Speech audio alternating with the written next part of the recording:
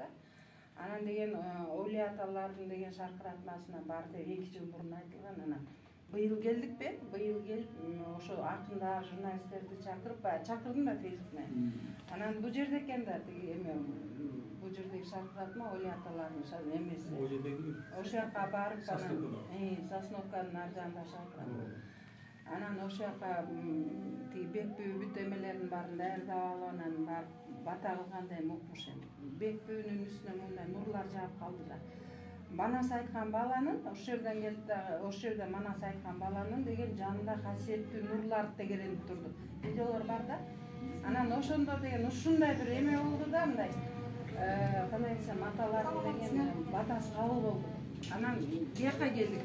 Бияктан эле ичелем, бияка отурбай да анан бияка келип ошол жерден отуруп бата тилек кылганбыз да анан ошо бекпүүнү деген дагы бир эме жакшылыгы эмне болду, мен ошо чакырып бекпүүгө жана 9 сырын айтып бердим да, мындай сенде касиет бар экен, мындай деп отуруп анан Чырпыктыга барыш керек болду. Баягы коронавирус болгондо барыбыз ооруп атпы, ошондо Чырпыктыга аян келип анан ошо Чырпыктыга бардык. 5 киши чыкты, бирок 5 кишинин ичинен бекпүү деген баратканда эле жанагындай жана аккулардын батасын узун кылып айтып атпайбы, анан ошентип бата алган деп калдым да. Себеби деген негизи Кыргызда деген батада эркек кишинин батасы катуураак дейт. Анан аял киши жөнүндө эле тилек кылат да. Анан ошол бата кылып атканда негизи эле деген бардык аталарды мурун атап келгенбиз. Азыр деген ошо отургандардын эле ата журтунун, тай журтунун, кайын журтунун түпкү ата тегине чейин эле айтып коюш керек. Себеби алар берки аталар тарынат да, туурабы? Анан баягы атын атаса куту сүйнөт дегендей канчалык биз аталарды атаган сайын ошолордун рухтары көтөрүлөт экен дагы, эме жылат экен да, кандай ошо өзүнүн урпактарына бир жакшы адамдар жолуктуруп, бир жакшы касиеттерин ачып, жана таланттары ачылып баштайт экен да. Анан ошол жака барып Олия атага барып келген. Биз ошол эмеге бардык. Элге тилек кылалы деп. Аякта деген Кутман деген манасчы бар экен. Ал келип анан бизди бир көлдүн жээгине алып барып анан биз отурдук да, үчене. Ал дагы ошо китепте бар, көрдүңөр да. Анан ошол жерде отуруп, баягы Манас айтып баштады да. Үшүп, чепкен кийип барган да ал балачы. Манас айтып баштаганда элестетиңер, көл менен тиги жердин ортосунда кадимкидей мындай нур чачырап калды да, нурланып калдык да. Анан ошол жерден деген мындай ушул жана силер айттыңар го, Алыкул Осмоновдун өзүнүн бир эмеси коштоп жүрөт деп. Чын эле кыргыздын ар бир кыргыздын табигаттын 4 сыры коштойт да. Ошол адамга деген кандайдыр бир отурган адамдардын баарына деген жанагы биздин эл деген табигат менен аябай ата тектер байланышта болгон да. Күндөн дагы энергия алган, жерден да энергия алган, шамалдан да энергия алган.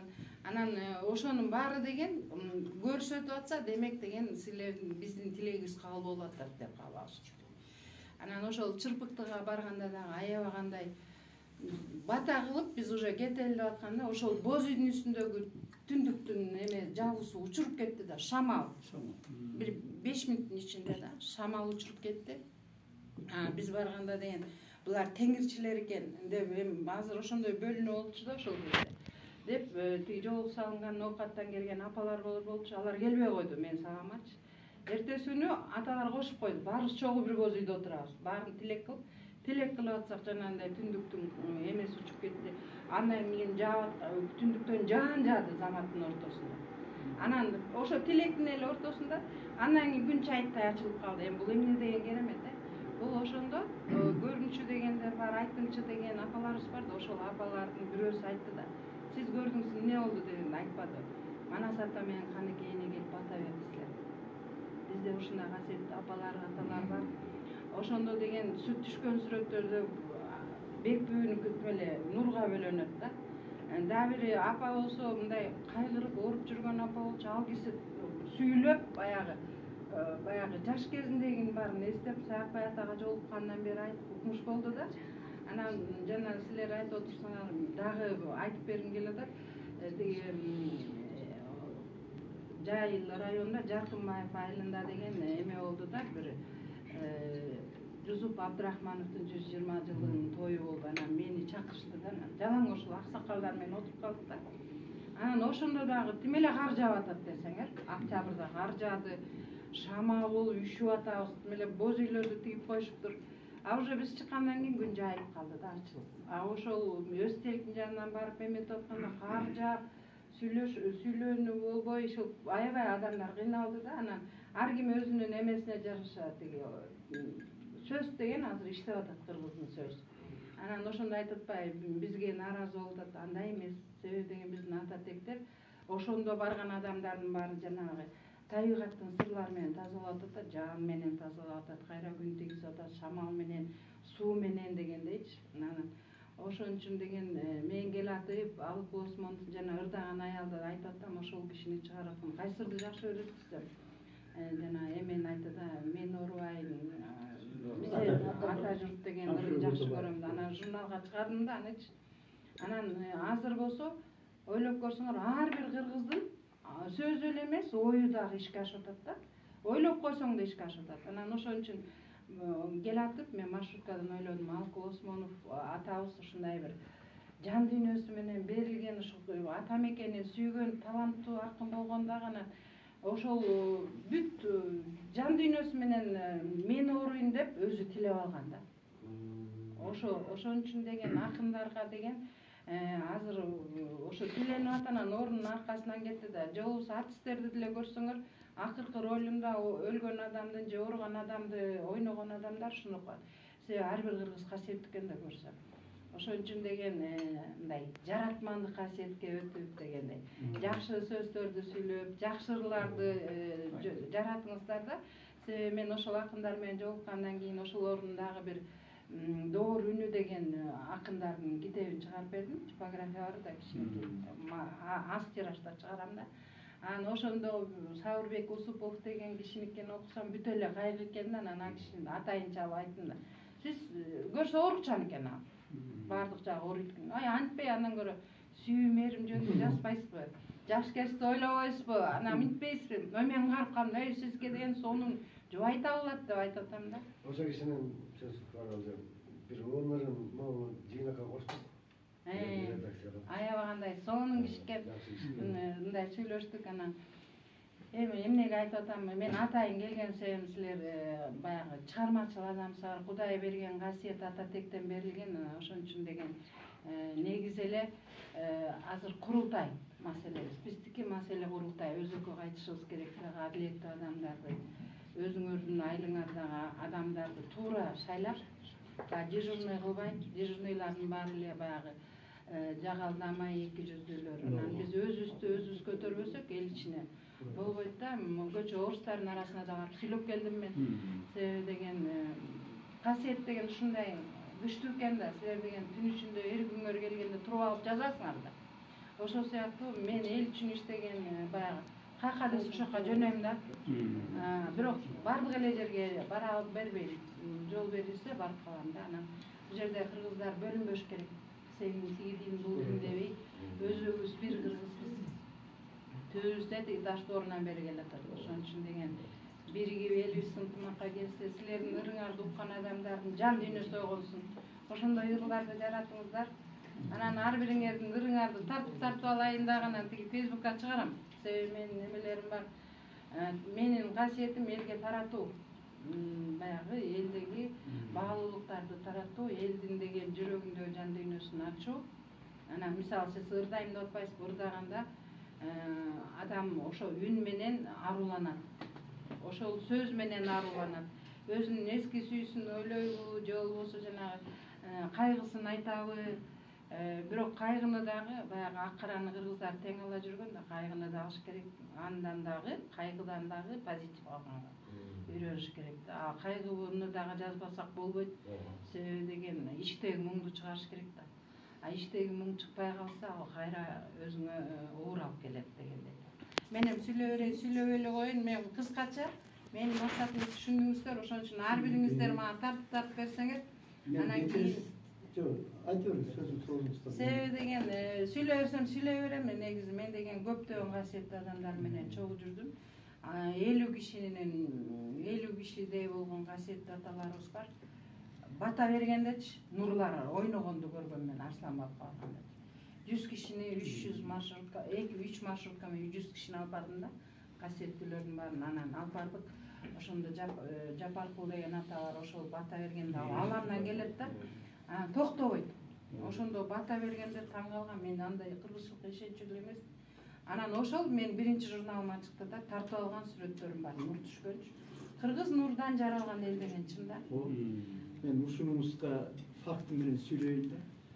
2-3 ай болду. Мен мындайраак кайнажам казып болдум. Парсес деген айылда, жана Арстанбек Ногоев жана Көкөевдин айылы да. Мына трасса менен баратсак эле тиги Чалдыбарга жетпейт. Похоронго барып калдым. Анан Манас деген жигит бар. Манас деген жигит. Таанисыңбы? Манас Абдулла, Манас жерби? Анан ал киши, ал жигит көп жылдардан бери тиги мал чарбасы менен алек болгон киши. Ошол Ногоевдардын сарайын карап, эме анан Адашбек Кыдырбаев менен иштешет. Ал тиги институт животноводствода эметип, анан бул жана букалардын породасын жаңыртып эме кылган жигит да. Анан Кыдырбаев жолугу айтат: "Ай, Манас, сен кандидатский жактап бир эметип койбойсуңбу?" деп. "Байке, койчу" деп. Анан бирөөгө бардым дейт, жана ким? Айдар Алиев. Анан пресс катчы болуп жүргөнчү. Айдар Алиев эме барсам $10.000 сурады дейт. Байке, мен $10.000 кереги да жок мага кандидат деп айтып. Анан таң намаз ырайындар, алар көпкөн экен, көздөр май баскан экен, оны дагы бирөөгө жибер дейт. Барсам ал 15 деп айт дейт. 15. Ай, мага кереги жок деп койгон дейт. Анан бир күнү эле эмне болду эле, алда сельхоз министрликтине барсам эле эме деп туруп турат, объявление турат дейт телефондон. Ислам банк ушундай илимий иштерди эметип каржылайт деп. Анан 2 телефон жазып коюп дейт. Мен эмен баары дайын дейт, электрондуу вариант бар. Анан эмнеси болсо дагы жөнөтүп жерим дейт. Анан бир жумадан эле бир жаш бала чал дейт. Баланчаев сизби ооба. Сиздин эме ишиңизди жактырдык, тигиндей мындай деп элечи. Ишенбей бир жумадан кел деп айт дейт. Байке, паспортуңуз, загранпаспорт. Эмне аласыз паспорт? Ушундай виза ачкан эле $80 эле алып келип берсеңиз, анан кайра бүт Ислам банк төлөп берет дептир.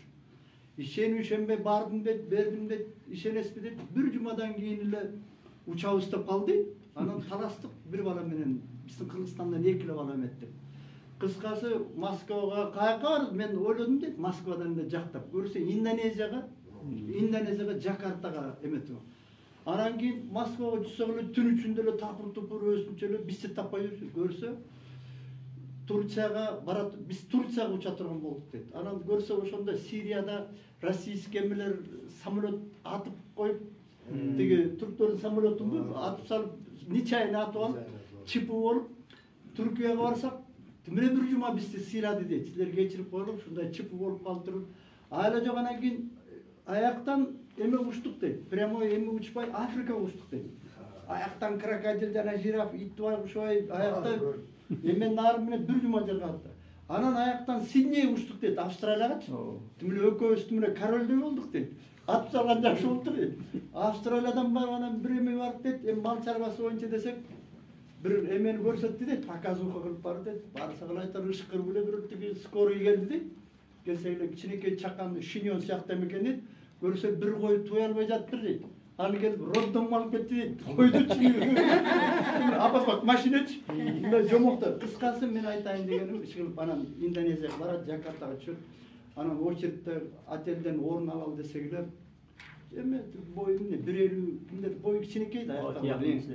Эме эле бир киши эле кыпкыргыз таптаза эле Кыргызстандан ким бар деп келди.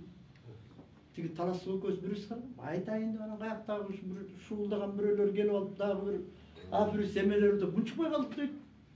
Анан дагы келди дейт, жаган сурап калган. Анан кийин айттым, мен Кыргызстандан. Каерден дейт?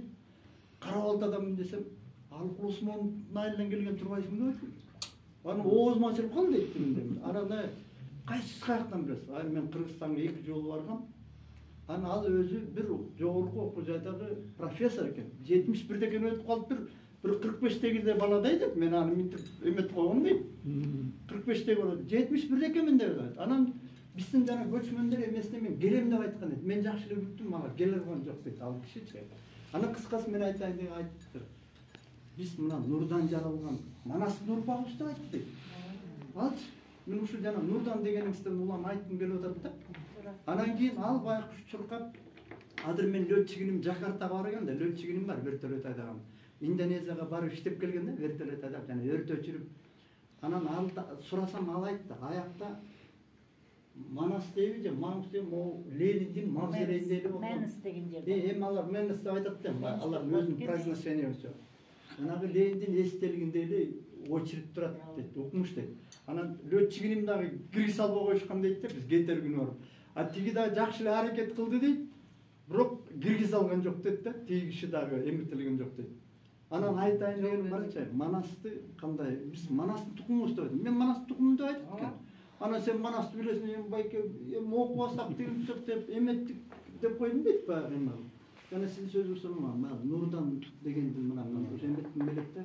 Анан сиз айткандай көп эле биз атеист болуп ишенбей, анан жанагы өз көз менен жана тиги Нурду көрдүм, бата берген деп атпайсыз. Анан жанагы Кыркчоро Алтайга барганда деле жана Аскөй көмүр жазып атпайбы? Биз келип кеткенче тиги эки куш тиги асманда эме деп. Анан жана кут түштү десе кээ бир ишенбей жатпайбы? Ошону ишенбей, барктабай, баалабай жатабыз да. Мен азыр менден эле кичүү бала биздин айылдык молдо бир бала каза болуп калды. Албаев айтчы. Таласка барып, эмне гана ыйык жерлери бар. Биз барктабайбыз. Мына еврейлерде капырлар келип ким эле каптап атат деп баягы ушинтип айтар эле да. Анан сиз айткандай мен айтар элем, кыргыз бөлүнбөйт, наоборот, тескерисинче ошондой жерлерибизди барктап, мына Казакстан мисалы үчүн, киши да барбайт, самолет менен барсын. Зато тарыхый эстеликтерге өкмөттүк деңгээлде маани берип, азыр мына Түркстан десе барып атабыз. Башка жерлерди бар, тиги төбө менен арам барасың. Тегерен соон уруп, эме мына Мооле Сыпатайдын эмесин кандай кылып койду? Чынбы? Аяк салыштыр, биздин байтик салыштыр. Мисалы үчүн мына силердин Олия мазарында эмне деген эмелердин баары жатат. Ошону колго алгыла. Сөзүңө биз деле мына байкем сөзүңө ыраазы Манас Нурдан жаралган биз Нурубуз дегенди. Өзүңө белгилүү 5 жыл 6 жыл мурун бул Соңкөлгө барганда билесиңби? Фестивалда Манасты уран чакырганда алып кара куш кадимки эмелер учкан. Билесиңби?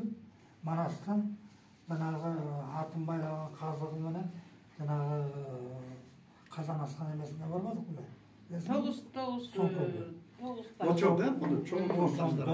Ошондой фестивал болуп, элдин баары желек көтөрүп Нурдан жаралып жанагы Манас деп кыйкырады.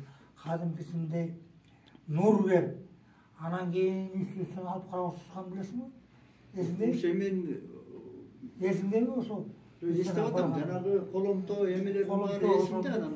Кадимкиде куш сайрап учуп, элдин баарынан кыйкырып эмеспи? İçim ооруp, кыйнап көп нерсе байкап içim ооруп аткан ошондо. Туура жазып. Жана коломто таштарды билемби? Соңкөлдөн тегеректе таштар жок, а жерде. Анан сиз айткан тонналык таштар. Эми бул мындай да Нури. Бекеринен Манасты эметилбейт.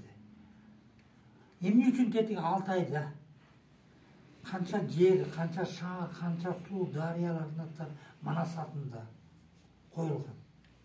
Илим далилдеп отурат анын баарын. Бекеринен аякта Манас деп эметкен жок да. Манас бекеринен жанагынтип Кытайдын эмесине чейин кыргызды салып, жанагы Коңурбайды эметкен да, баскан да, туурабы? Бул эми биз бул карындашым айткандай биз Нурдан жаралдык дегенди. Кыргыз эли илгертен эле. Илгертен казак деген улут болуп туруп, мисалы алганда кечен күнүнө 24-жылга чейин эле тиги Кыргыз автономиялыгы деп жүрүп анан кийин казак болуп эметкен экен. Тарыхтарды окуй турган болсоң. Чынына келгенде Кыргыз эң улуу эл болгондо. Эң байыркы. Көчмөн эл болсо да, байыркынын байыркысы. Көчмөн эл болсо да ушунчалык акылдуу болгон экен да. Акылдуу болгон экен элчи. Ушунчалык тарыхтан мындай чыкканда өзүнүн эмесинен эле айтканда, улууну урматта, кичүүнү сыйла деген сөз мисалы. Бекеринен айтпайт да, жана алыска айтпай мына бүгүн алкул атабызга ардап кой союп, арбактарга ардап кой союп, эти туураганда эле эттин канча түрү бар. Мисалы Кыргызда куш тел дейт, бөрү тел дейт, жалпак дейт, анан үгөлөмө дейт, канча эме менен эме дейт. Туураганда эле канча түргө бөлүп салган. Билсем. Етті жасағанычы. Иә. Ұстақандарға бөлгөн. Мен устахандар алып Башты эле жүз тұтқан. башты канчага бөлүш керек? Аны дагы тиги кыргыз биле бергенде барды. Ошондой. Жанагы сөз бу кардашым айткандай мен таң бердим ошо чоңкөлдү имени таң калганбыз. Ошо мат Sizden sözünüzге осы эмеде аралда бул кыргыз нурдан жаралган деп атпайсызбы? Адамзат нурдан жаралган. Анан эми ушул мен жанагы көк асман астында онсан кыргыз деген китеп жазылган го. Ошондо тиги бул Умай Теңир ата ошо Умай кызга үйлөнүп, Умай энеге үйлөнүп, биздин Умай энебизге Теңир ата үйлөнгөн экен. Ошо Нургөл деген неме бар экен да. Нургөл деп айтылат экен. А мен ал убакта Нургөл деген каякта эми Нургөл деген билчүмесмин. Көрсө Нургөл азыркы мынау деги Монголияда Нургөл деген жер бар экен. Ошо Нургөлдүн жээгинде ким биз кут деп айтып атпайсызбы? Ошо кутчулук заман экен да. Кут заман бул кут деген ошол жанагы кыргызга бул менин Теңирдин ошол куттун көлү ошо Нургөл, ошон үчүн Нургөл деп аталат экен да. Ошо келген кут ошо эмеге түшкөн экен көлгө. Анан ошондо ким биздин Умай энебиз ошондо кичинекей кыз кезинде абдан бир адамдын бир касиети киши деп койдум да. Ошо адамдын эмеси бар экен да. Жалгыз кызы бар экен да. Анан балдар бар токтобойчу жалгыз кызын анан кийин элден өмөдөн деп ошо көлдүн жээгине ошол кыз көлдүн жээгинде чоңойгон экен. Анан баягы көлгө барат, сууга түшөт, таш менен ойнойт, кум менен ойнойт, эми сууну кечет. Анан ошентип чоңоюп бойго жетип баягы эме кылган. Анан ал кызга өзүнчө өргө тигип бош үйдө жатчу экен. Анан ошондо жанагы эме кут түндүк жанагы ошончо биз кыргызда бизде эң башында түндүктө эметебиз да. Ошол түндүктөн кут куюлуп келип эмеге түшөт экен. Ошо кимдин Умай кыздын төшөгүнүн аягына келип эме кылып анан кийин Умай эне ойгонот экен, Умай кыз ойгонот экен, ойгондо анан ошондо айтат экен, Умай кыз сен чочубагын, көрүнбөйт, ушундай жаркыраак экен да. Ошо үйдүн ичин бар жап-жарык, бирок киши жок, кишинин сөйлөкөтү жок, үйдү ушун жаркыраак, бирок үйдө ошон үн чыгат. Анан сырдашып, ошо менен сүйлөшүп, анан эмнеге эткенин айтып, анан ошондо айтып кеткен, мен сага адам болуп Көкө Теңир деген ат менен келем. Көкө Теңир деген ат менен келем. Анан кийин ошентип анан жанагы кайта көлкүлдөп тиги эме менен түндүктөн чыгып кетет. Анан кийин ошондон кийин Көкө деген ат менен келгенде аны баягы эметип кеткен да, анташып кеткен.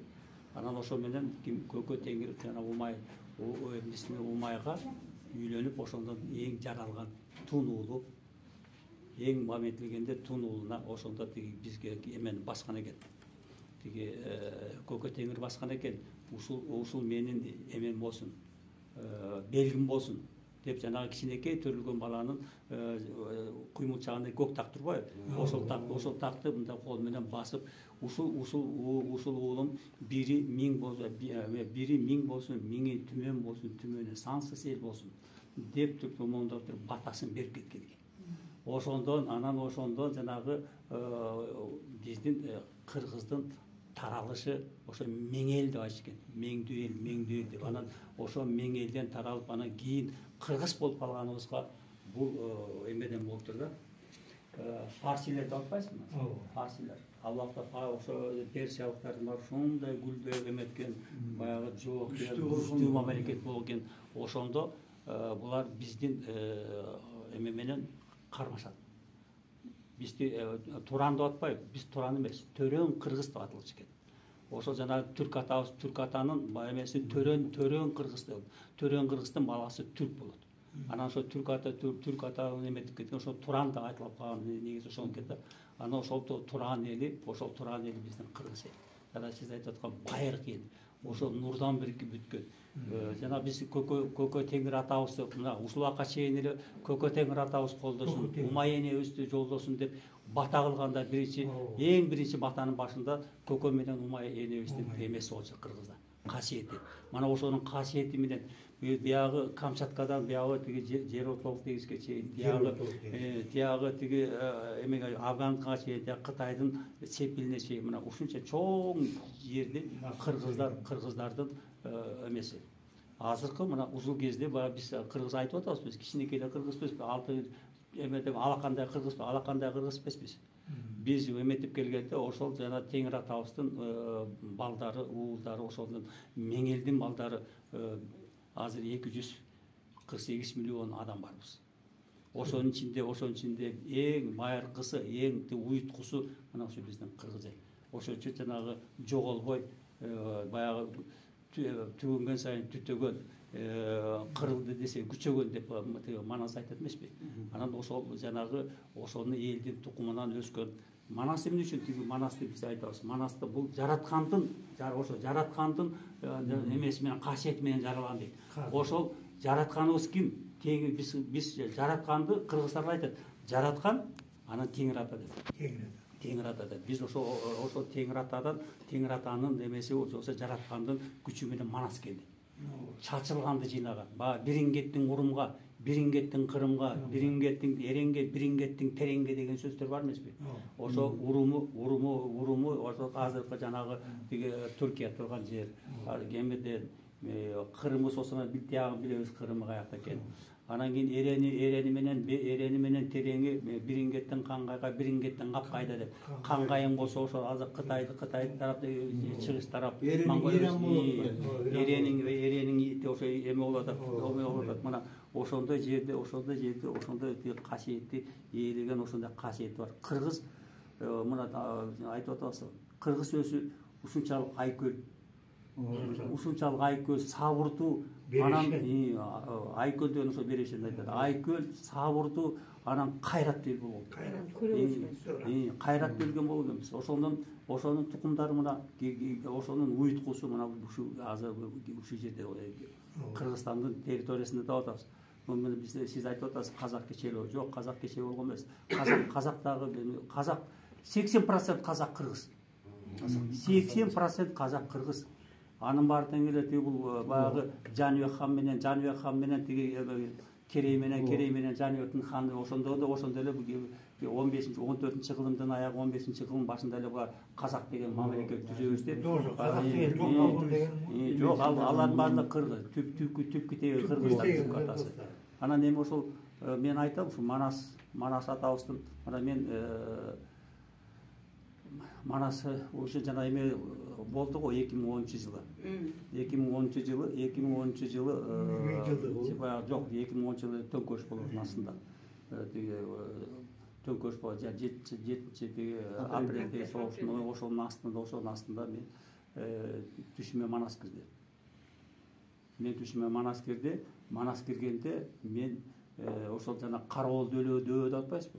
Мен Кароолдуга ошо барып көргөн эмесмин. Ошого чейин. Таласка барып. Анан ошо Кароолдудан ошо Кароолдуунун чокусунда турабыз. Анан кийин ошо түшүмдө. Анан эле айланайын мындай эмесе эле күн батышка тараны будуң чаң эле бороо чаккын болуп кылкылдаган, эл кылкылдаган, найза тияктан бияктан ызы чуунуп эле коюлуп эле элдин баары эле мага бир жана кинолордо көрсөтөт го, океан толкун. Ошондой толкундай болуп эле ушундай эл агып келатат. Анан эле күн күркүрөп эле жамгыр жаап эле анан асмандан эле ак жаандар келип эле ошо Кароолдуунун башында мондай кичинекей тешик бар экен. Келип эле бүт баары ошол жака келип түшөт. Тешикте. Жамгырдын баары келип түшөт. Анан мен Манастан сураттап, бул эмне? Бул жамгыр эмне бияка келип түшөт десем, ошондо Манас айтып атат да. Бул деген дүйнө жүзүндө кыргыздын арбактарынын баары ошол жака келип атат.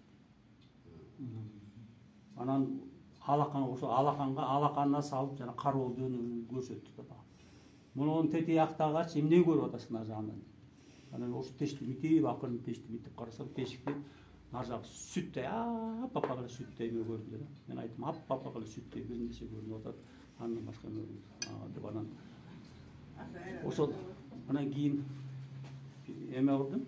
Анан ошо өткөндөн анан бар эметип эле кыйкыруу көрүп эле баягы ошондо жанагы кимдер бизде тиги Манасты жана кытайлыктар ЮНЕСКОдон тиги кытайлыктар каттап алат да. Ошондой болчу анан мен тиги эме кылып атам да. Мен Кы тамга менен Кы тамгадан Манасты 10 000 сап Манасты мен жасамын. Ушу Манас эмне үчүн Кытайга кетип калыш керек эле деп эме кылып атам да. Анан кийин бүкүлдөтүп эле Манас айтып атам. Анан бир убакта бул келинчек мени түртүп койгон түшүмдө. Анан бул мени түшүп койгон, ай эмне болуп атасың, Манас айтып атасың деп. Карасам да чын эле көзүм баардын көзүмөн жаш чыгып калды. Эми өпкүл көп калды. Өпкүл көп. Анан эле айттым ушундай астапыралда деп баягы эмемди келгенимди келтирип эме кылып анан айттым түндө ушундай иш болду. Анан Манасты көрүп атам да. Анан бул эмет кайра эмет болуп жатып калды. Отуруп алардын баягы көргөндөрүмдү анан жаздым, таң атканча жаздым. Эртеси күнкү чейин жаздым, эртеси 9га чейин жаздым. Бир 600 сапар жаздым. Анан бул жумушуна эмесине кетти, жумушуна. Анан бир акта 10-15 мүнөттөн кийин бул кайта келип калды. Көрсөтүү тайып кетти эле, бут эметип кетти. Согочо бут тайып кетти эле.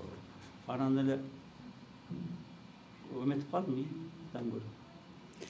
Бутум сынып калбадыбы? Анан бул Манасты туура эмес жазып атат окшойм деп. Мен анда ушу уккан болчумун да.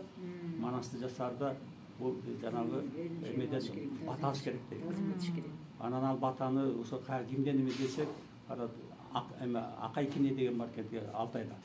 Айтып Алтайдан Акайкине деген. Анан биякта Шамбала деген дагы бирөө бар да, алар айтты. Акайкиненин баардыгын алардын баардыгын эч эмес. Мына Манасты демесин баягы руху дүйнөсүнүн баардыгы мына ушул Кыргызстан. Ушул жерде.